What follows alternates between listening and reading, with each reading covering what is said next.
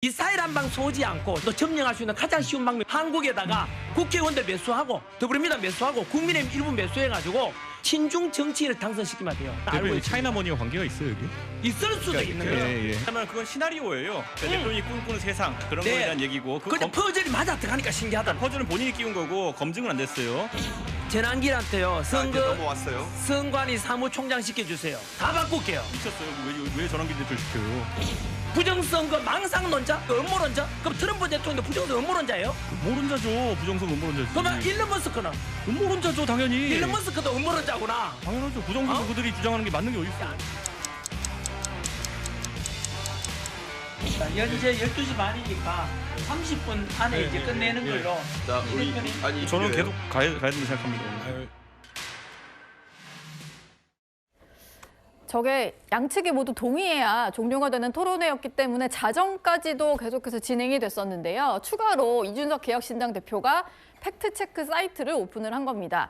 먼저 토론회에 대한 얘기도 좀 여쭤보고 싶은데요. 성치훈 부대변인 저 내용 좀 다는 아니어도 중요한 얘기들은 좀 들으셨죠? 이게 다 볼 수는 없겠더라고요. 너무 힘들었고요. 네. 그래서 사실 이 토론회를 개최한 이준석 대표에 대해서 뭐 저희 진영 안에서도 다양한 평가가 있었습니다. 굳이 저 부정선거 음모론자들을 이렇게 공론의 장 위에 끌어올리는 게 그들에게 도움이 되는 것 아니겠느냐 뭐 이런 비판도 있었습니다만 저는 어쨌거나 저들이 어떻게 허황되고 과장되고 거짓말을 하는지를 7시간 가까이 견뎌낸 이준석 대표 저는 잘하셨다고 생각합니다. 견뎌냈다. 예, 견뎌낸 거죠. 저는 못 보겠더라고요. 그러니까 사실 저는 그 보다가 중간중간 보다가 그 사실 맨하탄 프로젝트 나왔을 때 도저히 볼 수 없다는 생각이 들었었거든요. 예. 맨하탄 프로젝트 그 미국의 핵무기 개발 프로젝트를 이야기하면서 지금 한국의 뭐 정치인들, 과학자들 뭐 이런 사람들 다 같이 모여서 이 부정선거 음모 거대한 기획을 하고 있다. 뭐 이런 이야기를 그 한 패널이 얘기하던데 네. 그 이야기를 듣고 나선 전 이건 못 듣겠다고 생각했는데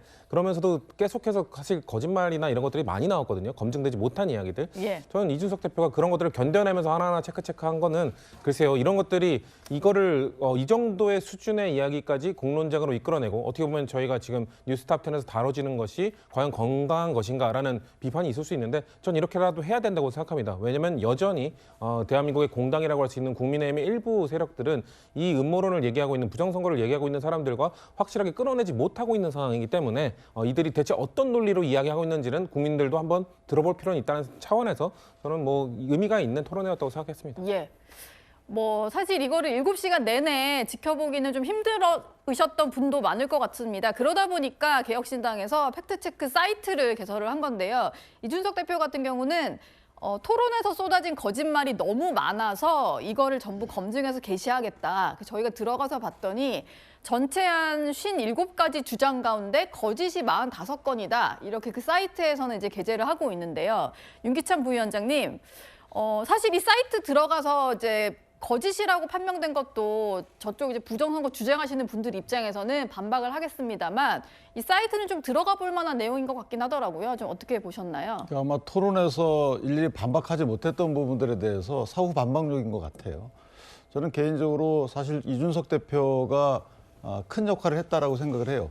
저 부분을 이제 그 부정선거를 믿는 분들도 있는 것 같습니다. 예. 그분들이 믿는 근거에 대해서 귀납적이 아니고 연역적으로 믿고 나서 거기에 맞는 어떤 그 사실관계들만 발췌해가지고 얘기를 해왔기 때문에 예. 실제 유튜브 이런 사이트 등이 실제 그 해당 주장에 옹호하는 분들이 많이 들어가 있기 때문에 다른 그 주장이나 다른 근거, 다른 논리에 대해서 접해볼 수 있는 기회가 많지 않거든요. 그래서 그런 측면에서 보면 객관적인 논의의 자리를 마련했다라고 생각을 하고 또 하나 이제 뭐 대법원에서 아직까지 관련된 판결들이 나온 바가 없기 때문에 네. 실제 부정선거가 아직까지 일반화됐다고 보기는 어렵고요.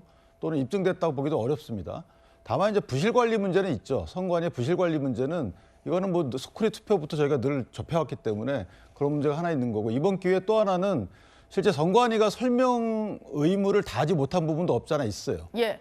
이 설명 의무를 다하지 못한 부분에 대해서 앞으로는 설명을 좀 잘할 필요가 있다. 저렇게 이준석 대표가 했듯이 어떤 그 구체적인 내용에 대해서 반박 정도는 해줘야 되는 것이 아닌가라는 생각이 들고 이것이 이제 부정선거와 부실관리 문제에 같이 어울리다 보니까 이 부정선거에 마치 근거가 있는 것처럼 보였던 것이 사실이거든요. 예. 그렇기 때문에 이번 기회에 사실 부정선거를 연역적으로 믿는 분들도 좀 실체를 좀 파악하지 않았을까라는 생각을 합니다.